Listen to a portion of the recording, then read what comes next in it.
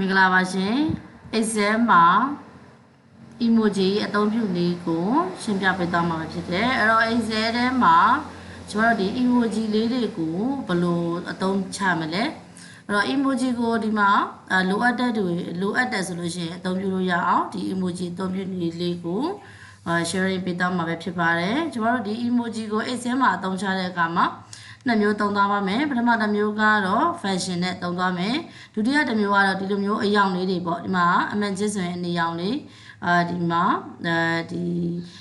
emoji အရုပ်ကလေးပေါ့နော် smiley face တွေဆိုလို့ရှိရင်เนาะအစရောင်လေးပေါ့ဒါဆိုရင်ကဲအယောင်လေးအဲ့တော့အယောင်လေးတွေခွဲခြားပြီးတော့ဒီမှာပြပေးသွားတယ်အဲ့တော့ကိုလိုချင်တဲ့ data တွေကိုအယောင်လေးတွေကြည့်ပြီးတော့တန်းပြီးခွဲထုတ်ပြီးလို့ရတာပေါ့နော်အဲ့တော့ exam မှာ emoji လေးဘယ်လိုသုံးမလဲအဲ့ဒါလေးကို0ချက်ကြည့်လိုက်ကြရအောင်နော်Okay ဒါဆိုလို့ရှိရင်တော့ကျွန်တော်ဒီမှာ salary 6% ရှိမယ် date ရှိမယ်ပြီးဒီမှာ salary ရှိမယ်အဲ့တော့ဒီ salary ဒီ9သိန်းအထက်ကျော်လာ9သိန်းနှစ်အထက်ဆိုလို့ရှိရင်ဒီအမှန်ကြီးအနီရောင်လေးကိုပေးမယ်တကယ်လို့4သိန်းနှစ်အထက်ဆိုလို့ရှိရင်တော့ smiley face လေးကိုပေးမယ်အဲ့လိုမှမဟုတ်ဘူးဆိုလို့ရှိရင်တော့အဲ့ထက်အောက်ထက်လာစားလေးဆိုရင်တော့ဒီ set emoji လေးကိုပေးမယ်ပေါ့နော်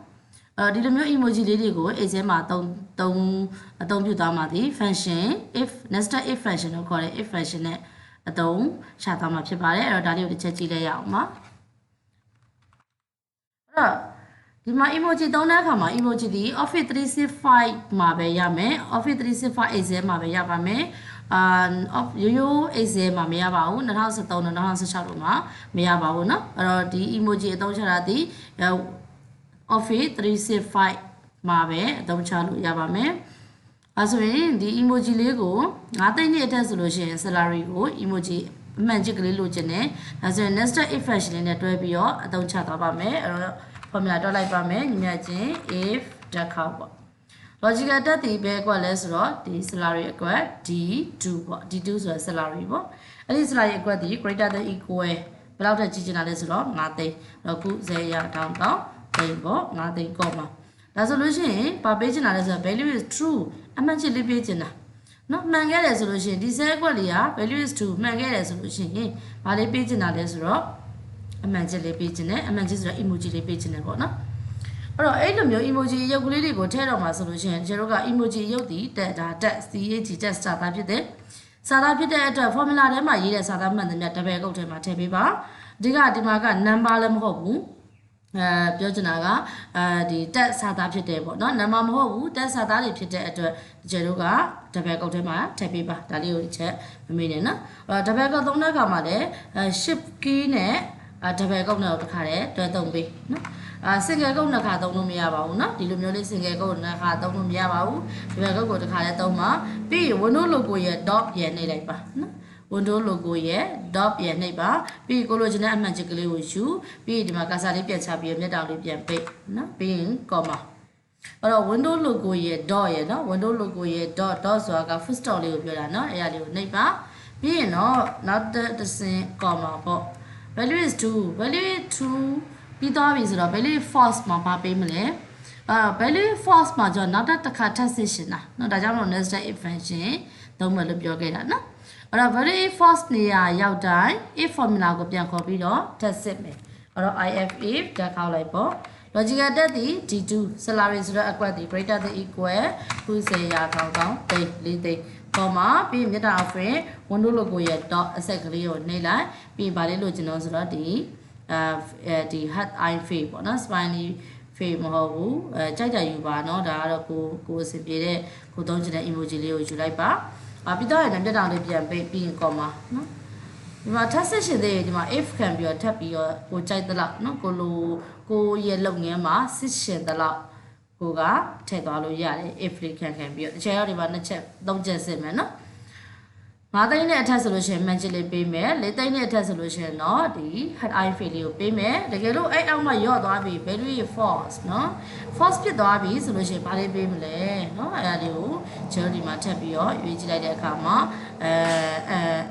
amuse ပေါ့နော် amuse space ပေါ့နော်အဲ့ဒါလေးရွေးပြီးတော့ဒီတပည့်ကုန်းလေးပြန်ပိတ်ပြီးရင်ခွင်းပဏ္ဍခွင်းဖွင့်ခဲ့လဲဆိုတော့ if ကနှစ်ခါသုံးထားဖြစ်တဲ့အတွက်ခွင်းနှစ်ခွင်းတစ်ခါတည်းပိတ်လိုက်ပါပြီးရင်အနာခောက်ချလိုက်ပါနော် ဒါဆိုလို့ရှိရင်ဒီမှာဝင်သွားပြီနော်ပုံမှန်အားဖြင့်ဆိုလို့ရှိရင်တော့ဒီဟာလေးတွေကအယောင်လေးတွေကမပေါ်ပါဘူးကျတို့က conditional format ကိုသုံးထားပေးတာနော်အဲ့တော့ပုံမှန်ဆိုရင်သူကဒီမှာအနက်ရောင်လေးတွေပဲပေါ်မှာအားလုံးကဒီမှာအနက်ကလေးတွေပဲပေါ်မယ် emoji အားလုံးဒီအနက်ပဲပေါ်ပါမယ်နော်အဲ့တော့ဒီအနက်ကလေးတွေကိုမှကျတို့ကအယောင်လေးတွေပြောင်းခြင်းတယ်ဒါဆိုရင်ကျတို့ conditional format လေးနဲ့အသုံးချလိုက်မယ်နော်အဲ့တော့ conditional format ကိုတစ်ချက်ကလေးနှိပ်မယ် new လို့ဝင်လိုက်ပါဒုတိယတစ်ကြောင်းကပါလဲဆိုတော့ format only status contain เนาะဒါလေးကိုတစ်ချက်ဒီခေါက်ပြီးရင်เนาะဒီနေရာလေးမှာ save value ကိုပဲယူပြီး between ဆိုတဲ့နေရာမှာ equal to ကိုယူပြီးရင်ဒီဘက်မှာဘာလေးကိုညီချင်တာလဲဆိုတော့ window logo ရဲ့ top ရဲ့နေလိုက်ပြီးတော့ရင်ဒီ image ကလေးကိုရွေးလိုက်เนาะ image လေးကိုရွေးပြီးတော့တဲ့အခါမှာဒီမှာ preview format size မှာပါရွေးချင်တယ် format ကိုတစ်ချက်နေအရောင်လေးပြောင်းမှာဖြစ်တဲ့အတွက် font နဲ့ကိုသွားပြီးတော့ color နေရာမှာအနီရောင်လေးကိုရွေးချက်လိုက်ပြီပြီးတော့ okay ပြရတဲ့အခါမှာ image ကလေးဒီ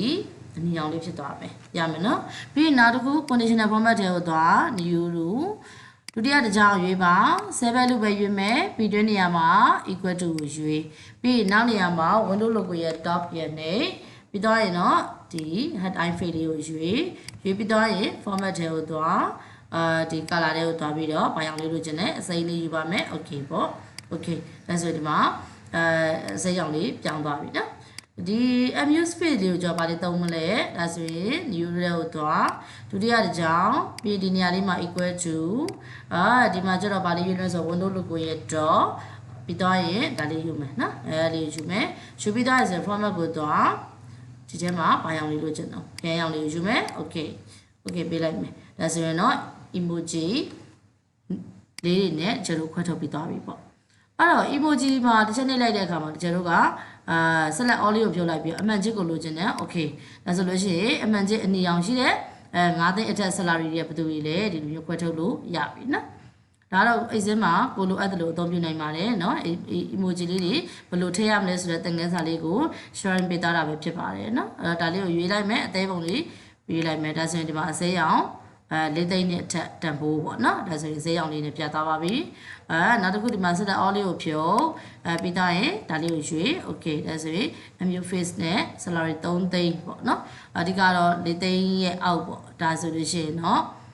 ဘယ်သူတွေလဲဈေးပါဆိုဘယ်သူတွေလဲပေးပြီးလားမပေးရသေးဘူးလားဒါလေးကြည့်လို့ရပါမယ်